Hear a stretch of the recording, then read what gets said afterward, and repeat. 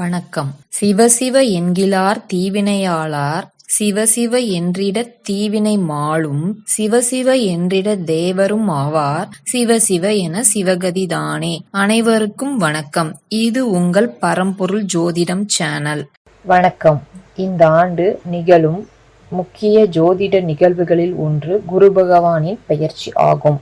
குரு பகவான் ஒரு நல்ல கிரகமாக பார்க்கப்படுகிறது மற்றும் வேத ஜோதிடத்தின்படி குரு பகவானின் பெயர்ச்சி மிகவும் முக்கியமானதாக கருதப்படுகிறது. குரு பெயர்ச்சியின் போது குருவின் பார்வை எந்த வீடுகளில் விழுகிறதோ அந்த வீடுகள் அமிர்தம் போன்ற மங்களகரமான பார்வையை தருகிறது. இதன் காரணமாக நம் சுப பலன்களை பெறுகிறோம். ஜோதிட சாஸ்திரத்தில் குரு ஜீவகரான் என்றும் அழைக்கப்படுகிறார். சனிக்கு அடுத்தபடியாக மெதுவாக நகரும் இரண்டாவது கிரகமாக குரு கருதப்படுகிறது மற்றும் இது சுமார் 13 மாதங்கள் ஒரு ராசியில் இருந்து மற்றொரு ராசிக்கு பயணிக்கிறது.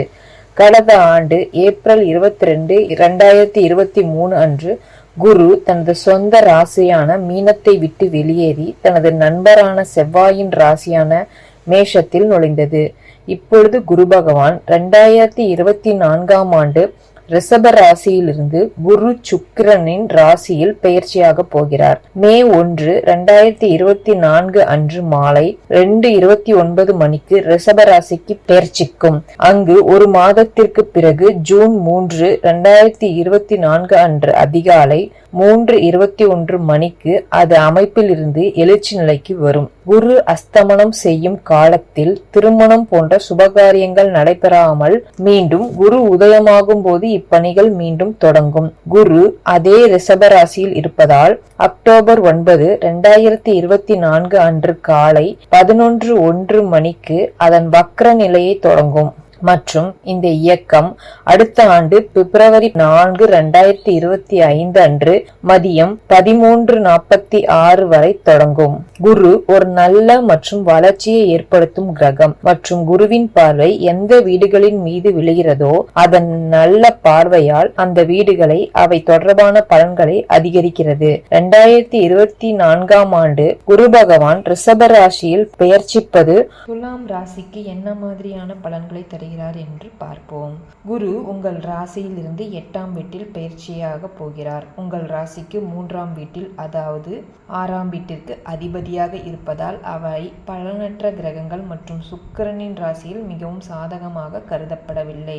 இந்த ராசியில் உங்கள் அசுப வீட்டில் இருப்பதால் இந்த பெயர்ச்சி உங்களுக்கு எச்சரிக்கையாக இருக்கும். உங்கள் செயல்பாடுகளை கட்டுப்பாட்டில் வைத்து வாழ்க்கையில் முன்னேற முயற்சிகளை மேற்கொள்ள வேண்டும். 8ஆம் வீட்டில் இருப்பதால் குரு உங்களுடன் பிறந்தவர்களுக்கான உறவில் உங்கள் ஏமாற்றத்தை அளிக்கலாம். பணியிடத்தில் சக ஊழியர்களுடன் கருத்து வேறுபாடுகள் ஏற்படலாம். அவர்களிடம் நீங்கள் சொல்லும் விஷயங்கள் உங்களுக்கு பிரச்சனைகளை உண்டாக்கும். நீங்கள் முயற்சி செய்தாலும் இந்த காலகட்டத்தில் கடன் அதிகரிக்க வாய்ப்பு உள்ளது. புதிய கடன்களை வாங்காமல் இருக்க முயற்சி செய்யுங்கள். இல்லையெனில் நீங்கள் அதை நீண்ட காலத்திற்கு திருப்பி செலுத்த வேண்டியிருக்கும். நிதி ரீதியான இந்த பெயர்ச்சி ஓரளவிற்கு பலவீனமாகவே இருக்கலாம் மற்றும் நீங்கள் நிதி சவால்களை எதிர்கொள்ள வேண்டியிருக்கும். 8வது வீட்டிலிருந்து குரு உங்கள் 12ஆம் வீட்டிற்கும் உங்கள் 2வது வீடு மற்றும் உங்கள் 4வது வீடு முழு அம்சத்தை கொண்டிருப்பார். குரு பகவான் 12ஆம் வீட்டில் பயிற்சிப்பதால் வெளியில் செல்லும் வாய்ப்புகள் அதிகரிக்கலாம். உங்கள் செலவுகள் அதிகரிப்பது மட்டுமல்லாமல் இந்த காலகட்டத்தில் நீங்கள் உடல்நல பிரச்சனைகளை சந்திக்க நேரிடும். மே 3 மற்றும் ஜூன் 3க்கு இடையில் குரு அதன் வக்ர நிலையில் இருக்கும். இந்த நேரத்தில் தந்தை உடல் வலி மற்றும் அவரது தந்தை உடனான உறவில் ஏற்றத்தாழ்வுகள் சந்திக்க நேரிடும். நீங்கள் ஒரு குருவின் கோபத்திற்கு ஆளாக நேரலாம். எனவே நீங்கள் வருந்த வேண்டிய எந்த தவறையும் செய்ய வேண்டாம்.